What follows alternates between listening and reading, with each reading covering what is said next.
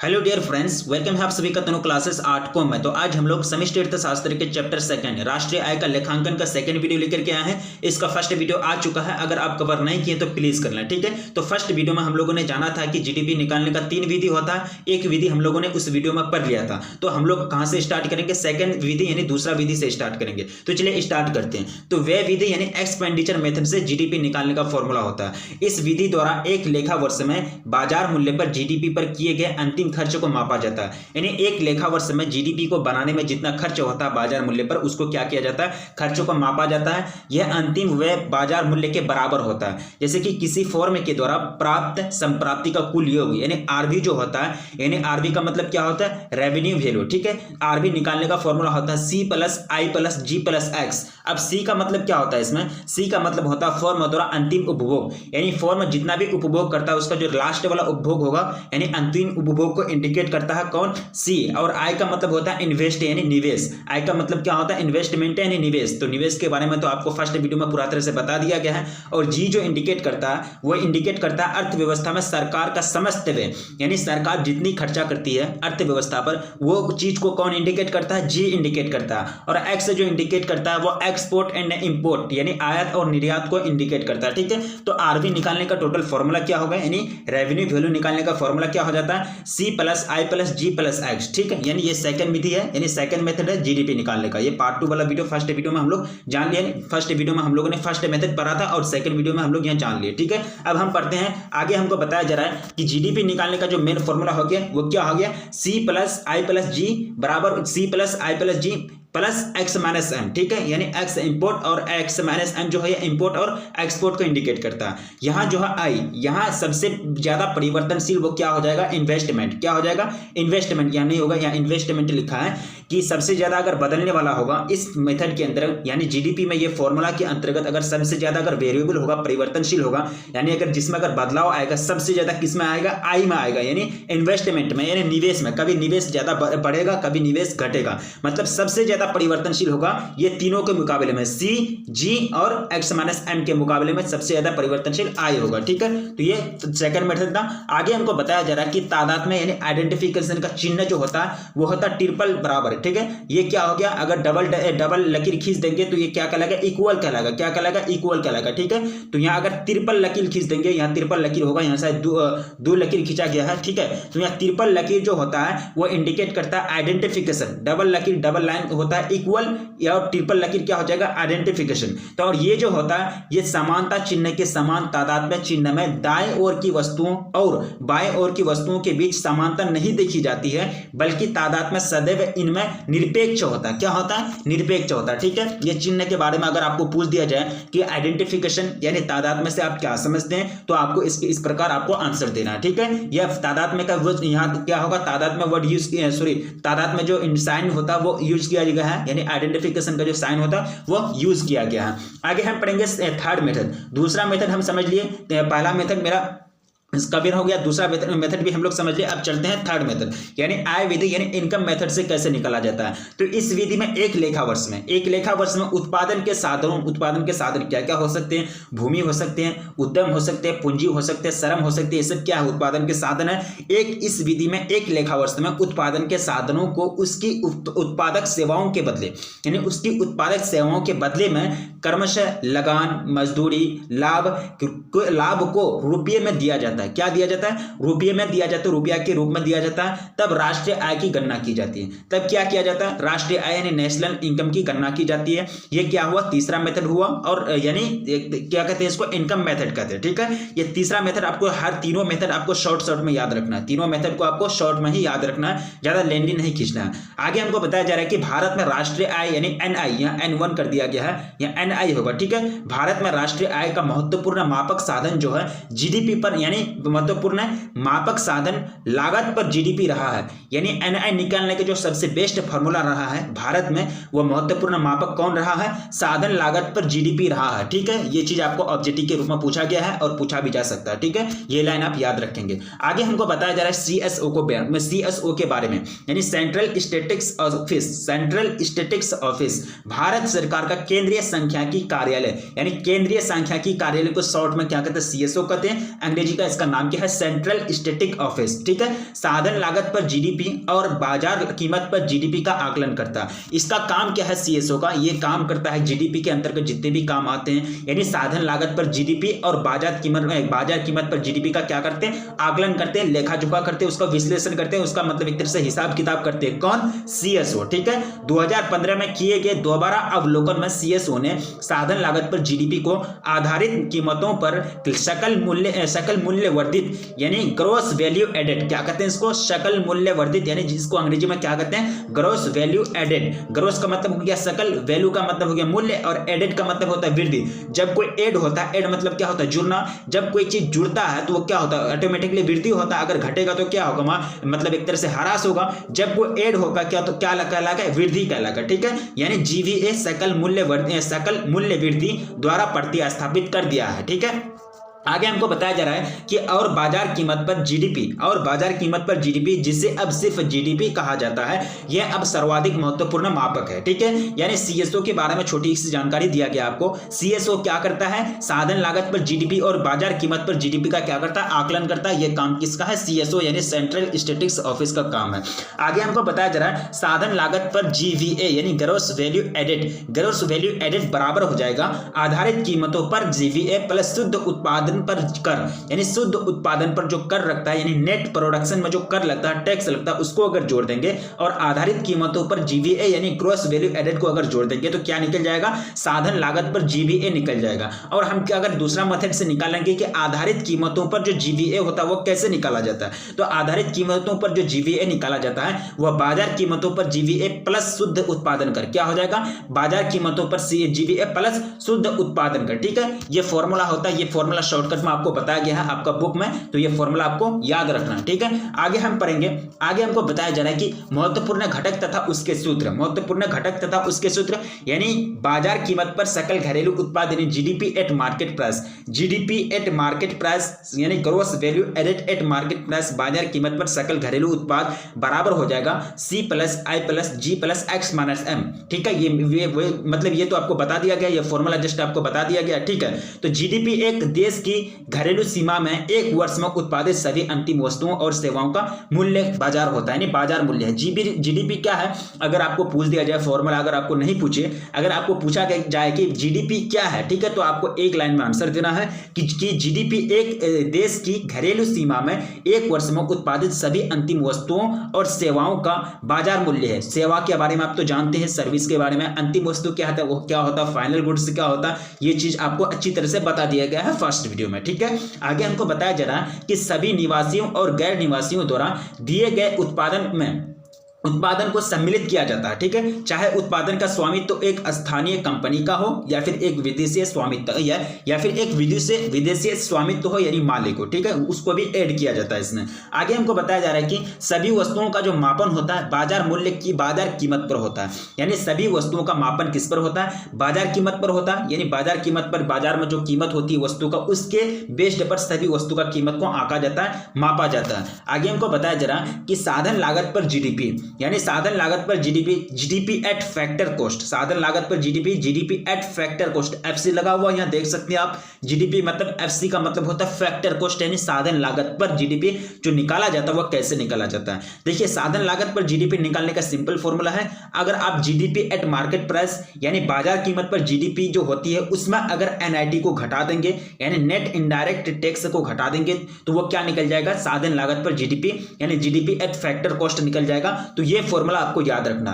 ये चैप्टर जो है राष्ट्रीय आय का लेखांकन में आपको 5-6 फॉर्मूला यूनिक फॉर्मूला है, ये फॉर्मूला आपको किसी भी हाल में नहीं भूलना है, क्योंकि ये फॉर्मूला से आपको ऑब्जेक्टिव क्वेश्चन और सब्जेक्टिव क्वेश्चन बहुत पूछे जाते हैं बोर्ड एग्जाम में। आगे आपको बताया जा रहा है कि साधन लागत पर जीडीपी बाजार कीमत पर जीडीपी में शुद्ध अप्रत्यक्ष कर घटा देने पर प्राप्त होता है। वही बात यहाँ जो लिखा हुआ है ना, वही बात आपको यहाँ लाइन में कही जा रही है कि साधन लागत पर जो जीडीपी प्राप्त किया जाता है वो बाजार कीमत पर जीडीपी यानी एट मार्केट प्राइस पर जीडीपी में से से शुद्ध अप्रत्यक्ष कर यानी नेट इनडायरेक्ट टैक्स को घटा देने से क्या किया जा रहा है, घटाया ही जा रहा है, तो घटाने से क्या किया जाता है, घटाने पर प्राप्त होती है। ठीक है, आगे हम पढ़ेंगे नेट इनडायरेक्ट टैक्स के बारे में यानी शुद्ध अप्रत्यक्ष कर के बारे में। राज्य द्वारा वस्तु के खपत यानी राज्य द्वारा जो भी वस्तु की जाती है, खपत की जाती है, इस्तेमाल की जाती है, आयात निर्यात तथा उत्पादन पर लगाया कर अप्रत्यक्ष कर कहलाता है। अप्रत्यक्ष कर जो होता है इनडायरेक्ट टैक्स किसको कहते हैं? एक तरह से आपको इनडायरेक्ट टैक्स की परिभाषा बताई जा रही है कि राज्य द्वारा या फिर देश के द्वारा वस्तु की खपत,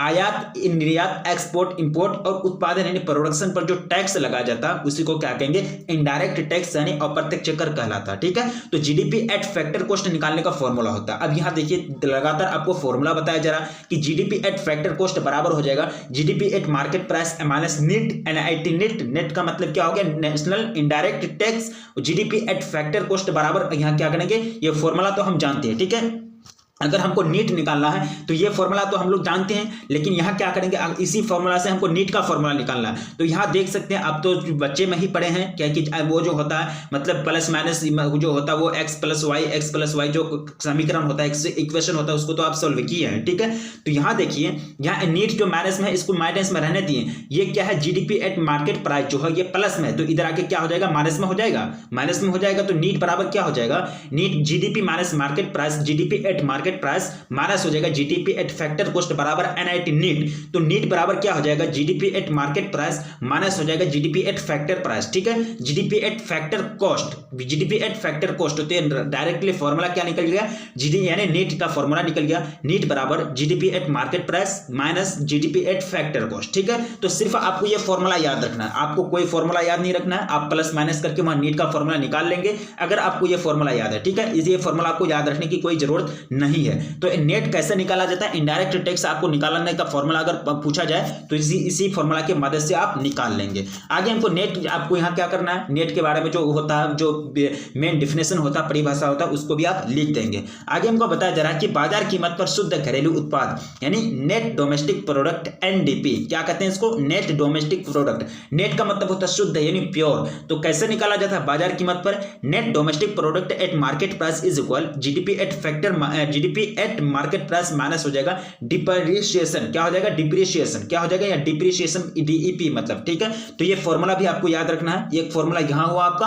और दूसरा जो फॉर्मूला बताया आपको कि जीडीपी एट फैक्टर प्राइस बराबर GDP at market price minus GDP at factor cost बराबर GDP at market price minus net. ठीक है, दो फॉर्मूला आपका हो गया। आगे हमको बताया जा रहा है कि इससे नीति निर्धारकों को यह मालूम पता चलता है, इससे नीति निर्धारक यानी जो पॉलिसी का निर्माण करते हैं यानी नीति का निर्माण करते हैं अर्थव्यवस्था के अंतर्गत, चाहे वह सरकार हो या फिर बड़े बड़े बैंक हो। ठीक है, तो इससे नीति निर्धारकों को यह मालूम पड़ता है कि चालू जीडीपी यानी चालू जीडीपी को बनाए रखने के लिए, यानी जो देश में अभी चल रहा है, जो जीडीपी का अभी रेट है, जीडीपी आगे पीछे उसका रेट, उसका ग्राफ आगे पीछे कर रहा है, उसी को क्या कहते हैं, चालू जीडीपी। ठीक है, तो चालू जीडीपी को बनाए रखने के लिए देश को कितना खर्च करना पड़ेगा, यदि मूल्य ह्रास के कारण, यदि मूल्य ह्रास के कारण हुई पूंजी स्टॉक की हानि को विस्थापित नहीं किया जाता है तो जीडीपी क्या होगा, घटेगा। ठीक है, यहां आपको याद रखना है कि क्या ये बेस्ट लाइन कही जा रही है कि इससे नीति निर्धारकों को यह पता चलता है कि जीडीपी को बनाए रखने के लिए देश को कितना खर्चा करना पड़ेगा। ठीक है,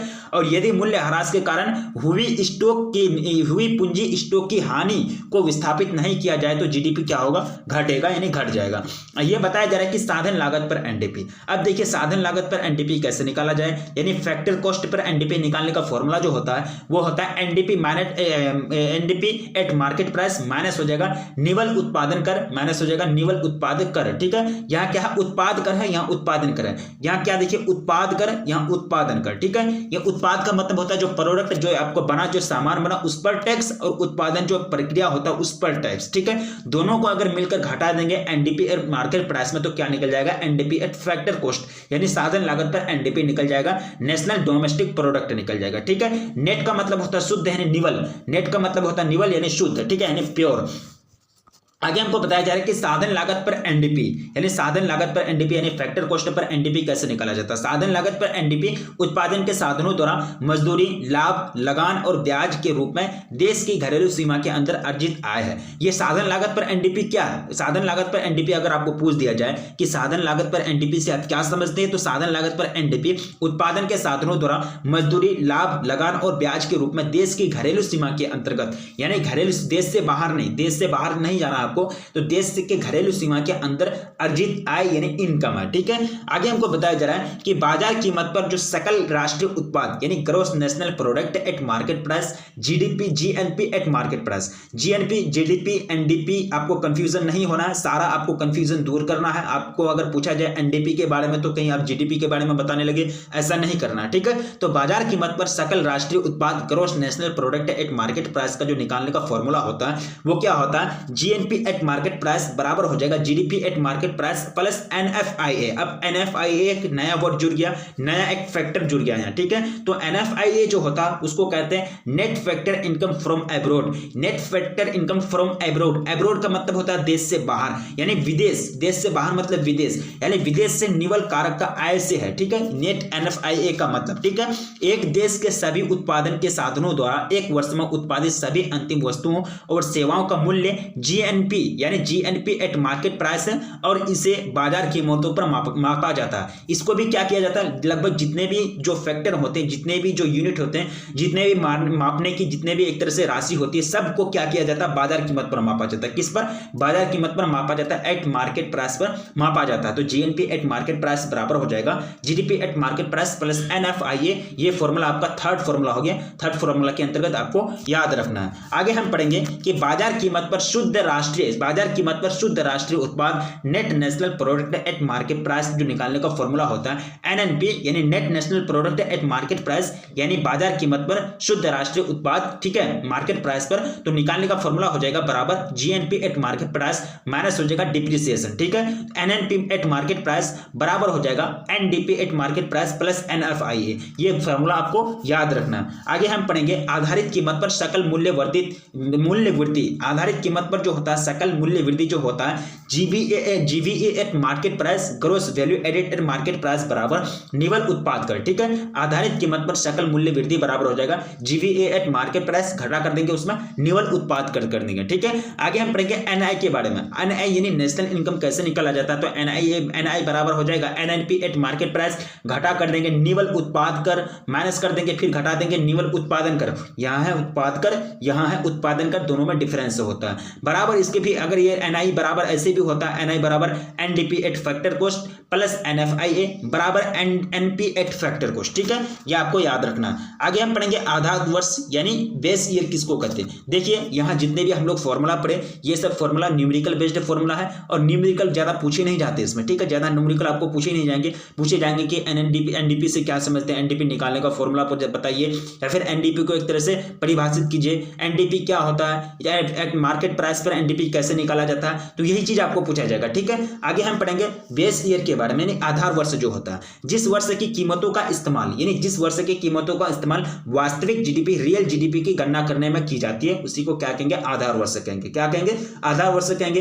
यानी जीडीपी की जो गणना की जाती है जिस वर्ष में यानी वास्तविक जीडीपी की गणना की जाती है जिस वर्ष को आधार मानकर उसी को क्या कहेंगे, आधार वर्ष यानी बेस ईयर कहेंगे। सिंपल सी बात है। आगे हमको बताया जा रहा है कि उपभोक्ता कीमत सूचकांक यानी कंज्यूमर प्राइस इंडेक्स सीपीआई क्या होता है। तो सीपीआई क्या होता है, अर्थव्यवस्था में कीमतों में बदलाव को मापने की दूसरी जो विधि है वो क्या है, सीपीआई यानी कंज्यूमर प्राइस इंडेक्स। ठीक है, तो ये क्या है, ये भी एक प्रोसेस है, ये भी एक विधि है। यानी अर्थव्यवस्था में कीमतों पर बदलाव को मापने की दूसरी विधि, दूसरा जो प्रोसेस है, दूसरा जो मेथड है वो क्या है, सीपीआई है। अर्थात ये खुदरा या फिर ये खुदरा खरीदार के दृष्टिकोण से मूल्य परिवर्तन को मापता है। ठीक है, कौन, सीपीआई यानी उपभोक्ता कीमत सूचकांक। जैसे एग्जाम्पल के रूप में लिया जाता है, देखिए सीपीआई कैसे निकाला जाता है। देखिए जैसे 2001 में 2001 में 2 केजी चावल और 3 बिस्किट का अगर मूल्य है, 3 बिस्किट नहीं मतलब 3 बिस्किट का पैकेट का अगर मूल्य हो जाएगा 120 रुपया, दोनों को मिलाकर कितना 120 रुपया। कब? 2001 में 2 केजी चावल 3 बिस्किट के पैकेट का मूल्य क्या 120 रुपया, और यहाँ एक तरह से भाव बताया जा रहा है कि 30 रुपया चावल और 20 रुपया बिस्किट, ठीक है, एक बिस्किट का डब्बा। तो यहाँ टोटल कितना हो गया 2001 में 120 रुपया हो गया। वही 2 केजी चावल और 3 बिस्किट का मूल्य 2005 में क्या हो जाता है 170 रुपया हो जाता है। आगे दाम बढ़ जाता है। 2005 में यह क्या था 2001 था 120, आगे चल के दाम बढ़ गया। वही 2 केजी चावल सेम टू सेम और 3 बिस्किट के डब्बा का कीमत क्या हो जाता है 170 रुपया हो जाता है, ठीक है, यानी दोनों चीज को मिलाकर। तो अब सीपीआई कैसे निकाला जाए? देखिए सीपीआई निकालने का जो सिंपल फॉर्मूला है, क्या करेंगे डायरेक्ट क्या कर देंगे 170 बटा कर देंगे 120, यानी 170 बटे 120 कर देंगे, यानी जो रियल में वर्तमान में जो कीमत है उसको भागा दे देंगे, यानी जिस वर्ष के कंपैरिजन में हम निकालेंगे, पिछला ईयर्स के कंपैरिजन में हम निकालेंगे, उस वर्ष में कीमत जो होता है उससे भागा दे देंगे, तो वो क्या निकल जाएगा सीपीआई यानी कंज्यूमर प्राइस इंडेक्स से निकल जाएगा। जैसे कि 170 बटे करेंगे 120 तो क्या निकल जाएगा 1.416 निकल जाएगा, ठीक है। तो 2005 में 1 केजी चावल 40 रुपये और 1 बिस्किट 30 रुपये था, ठीक है, ये आपको बताया जा रहा है, ठीक है। इसी तरह से हम क्या निकाल लिए सीपीआई निकाल लिए, तो सीपीआई कितना निकल गया इसमें 1.416 निकल गया, ठीक है। तो सीपीआई समझ के कंज्यूमर प्राइस इंडेक्स उपभोक्ता कीमत सूचकांक, सिंपल सी बात है। आगे हमको बताया जा रहा है कि थोक कीमत सूचकांक डब्ल्यूपीआई क्या होता है, वहां क्या पता सीपीआई, यहां है आपका डब्ल्यूपीआई होलसेल प्राइस इंडेक्स। तो भारत में थोक कीमत सूचकांक को आधार मानकर, किसको थोक कीमत सूचकांक को आधार मानकर महंगाई दर की गणना की जाती है, यानी महंगाई दर की गणना किससे की जाती है डब्ल्यूपीआई से की जाती है। भारत में थोक कीमत सूचकांक को आधार मानकर यानी डब्ल्यूपीआई को आधार मानकर महंगाई की गणना की जाती है। अगर आपको पूछ दिया जाए कि भारत में तो महंगाई की जो गणना की जाती है, कितना महंगाई है कितना नहीं है, कितना कम महंगा, कितना महंगाई होना चाहिए, तो इसकी कैसे प्रोसेस, कौन सा प्रोसेस की किया जाती है, किसको आधार मान करके किया जाता है डब्ल्यूपीआई को आधार मान करके, थोक कीमत सूचकांक को आधार मान के किया जाता है, ठीक है। तो डब्ल्यूपीआई कुछ चुनी गई वस्तुओं और चुनी गई वस्तुओं के सामूहिक औसत मूल्य का प्रतिनिधित्व करती है। डब्ल्यूपीआई क्या है कि कुछ सिलेक्टेड मतलब जो वस्तु होगा, जो अर्थव्यवस्था में जो मेन चीजें होगी, तो उसके सामूहिक औसत मूल्य जो होगा, एवरेज जो वैल्यू होगा, उसको लीडरशिप करता है, उसके बारे में अपना जानकारी प्रदान करता है, ठीक है। तो अमेरिका यानी यूएसए में डब्ल्यूपीआई के उत्पादन कीमत सूचकांक यानी डब्ल्यूपीआई को उत्पाद कीमत सूचकांक यानी प्रोडक्शन प्राइस इंडेक्स कहते हैं, यानी पीपीआई कहते हैं। यानी अमेरिका में डब्ल्यूपीआई को क्या कहते हैं पीपीआई कहते हैं। डब्ल्यू हट जाता वहां क्या होगा, आगे वाला डब्ल्यू हट जाता वहां क्या हो जाता पीपीआई हो जाता है। कहा यूएसए में, अमेरिका में, ठीक है, यानी वहां अलग ही नाम है डब्ल्यूपीआई का, वहां कहते हैं पीपीआई इसको। आगे हम पढ़ेंगे माल सूची यानी इन्वेंटरी के बारे में, ठीक है। तो किसी बिजनेस को या उद्योग में लगने वाले सामानों की जो सूची होती है उसको क्या कहते हैं माल सूची कहते हैं। किसी बिजनेस, किसी व्यापार, किसी भी मतलब जो ट्रेंड होता है, कुछ जो भी ट्रेड होता है उसमें उद्योग में यानी किसी बिजनेस या उद्योग में लगने वाले सामानों की जो सूची होती है, जो भी सामान यूज किए जाते हैं, जो भी सामान अर्थव्यवस्था के अंतर्गत उसमें लगाया जाता है, तो उसी को क्या कहते हैं, उसका जो लेखा जोखा रहता है उसमें उस सूची को क्या कहेंगे माल सूची कहेंगे। तो उद्योग में लगने वाले सामानों की मात्रा हर समय उचित स्तर संतुलन बनाए रखना चाहिए, ताकि एक तरफ सामानों की कमी के कारण या फिर बाजार धीमी कमी के कारण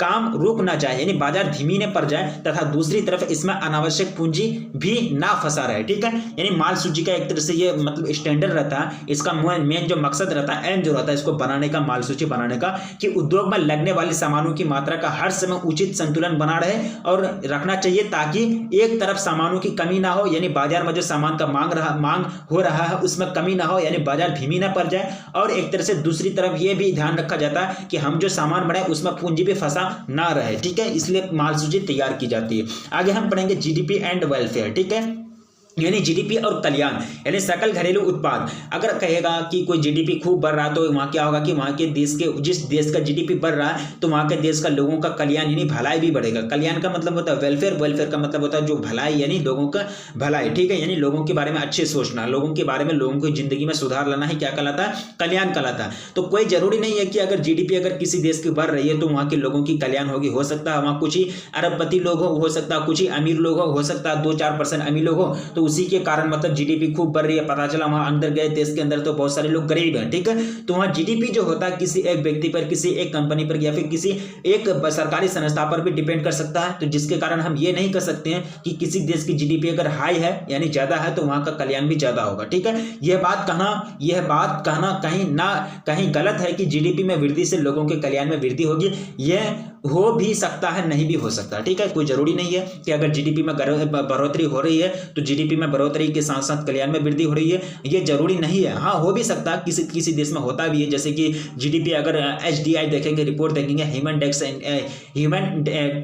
डेवलपमेंट इंडेक्स अगर देखेंगे तो बहुत सारे देश का आगे, नॉर्वे जो है बहुत आगे है, ठीक है। नॉर्वे का जो HDI रिपोर्ट है वो फर्स्ट नंबर में आता है पूरा दुनिया में 2001-2018 का रिपोर्ट में, ठीक है। तो वहां का जो एक तरह से देखेंगे कि वहां का जीडीपी अगर बढ़ रहा है तो वहां हम ये समझेंगे कि वहां का जीडीपी के बढ़ने के साथ साथ वहां के कल्याण में वृद्धि हो रही है, लोगों के कल्याण में बढ़ोतरी हो रही है, यानी वेलफेयर आगे डेवलप कर रहा है। आगे हम पढ़ेंगे जीडीपी का वितरण यानी डिस्ट्रीब्यूशन ऑफ जीडीपी। तो जीडीपी में वृद्धि के अनुसार कल्याण में वृद्धि नहीं हो सकती है, अर्थात इस स्थिति में इस हालत में संपूर्ण देश के कल्याण में वृद्धि नहीं हो सकती है। अगर जीडीपी में वृद्धि हो रही है, जीडीपी का अगर वितरण किसी के पास ज्यादा होगा, कोई गरीब होगा, कोई अमीर होगा, हो सके कुछ ही उद्योगपति है, 4% 5% लोग हैं जिसके पास खूब धन है, जिसके पास खूब ज्यादा पैसा है, तो उसके कारण क्या होगा कि वो लोग का खूब अगर कारोबार चल रहा है, वो लोग का कंपनी बड़े अगर कंपनी चल रहा है, तो वहां क्या होगा कि जीडीपी का वितरण समान रूप से नहीं होगा, गरीब रह जाएंगे, अमीर ही रह जाएंगे, ठीक है। आगे हम पढ़ेंगे कि गैर मौद्रिक विनिमय, ठीक है।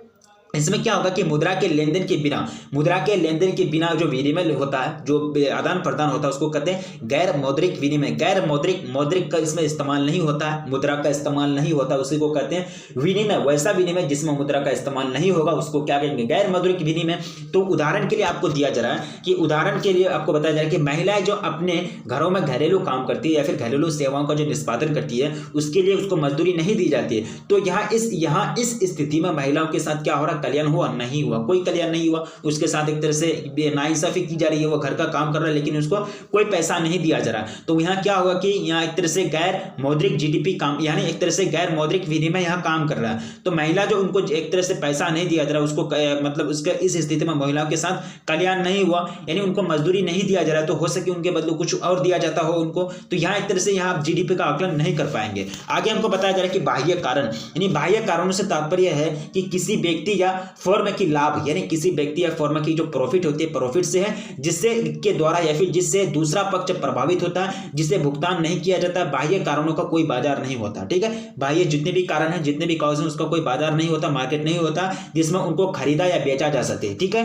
आगे हम पढ़ेंगे किसी अर्थव्यवस्था में उत्पादित सेवाओं तथा वस्तुओं की गणना 3 में से किसी भी एक विधि से की जा सकती है। ये चीज आपको याद रखना, फिर यहाँ हम रिपीट कर रहे हैं। किसी भी अर्थव्यवस्था में जो विधि होती है, आय विधि, उत्पादन विधि, व्यय विधि, ठीक है। तीनों विधि तो आप पढ़ लिए, आय विधि के बारे में फर्स्ट वीडियो में पढ़ लिए, उत्पादन विधि और व्यय विधि इसी वीडियो में हम लोग पढ़ लिए, ठीक है। तो किसी जो होता है किसी अर्थव्यवस्था में उत्पादन या फिर सेवाओं का जो वस्तुओं की जो गणना की जाती है, 3 मेथड से, 3 प्रोसेस से की जाती है, आय विधि, उत्पादन विधि, गणना विधि, ठीक है, सॉरी व्यय विधि। तो आय विधि में क्या होता है कि कारक अदायगी यानी जो एक तरह से क्या करते हैं, आय का मतलब अदायगी करते हैं। तो कारक अदायगी के समस्त मूल्यों की माप करके क्या किया जाता है, आय विधि से क्या निकाला जाता है, वस्तुओं का गणना किया जाता है। उसके बाद फर्मों द्वारा उत्पादन में क्या किया जाता है, उत्पादन विधि में फर्मों द्वारा उत्पादित वस्तुओं और सेवाओं के समस्त मूल्य की माप करके इसका मतलब इस विधि को यानी उत्पादन विधि को एक तरह से अप्लाइड किया जाता है। और व्यय विधि जो है फर्मों द्वारा प्राप्त व्यय के समस्त मूल्य की माप करके, मतलब एक तरह से यहाँ होगा माप करके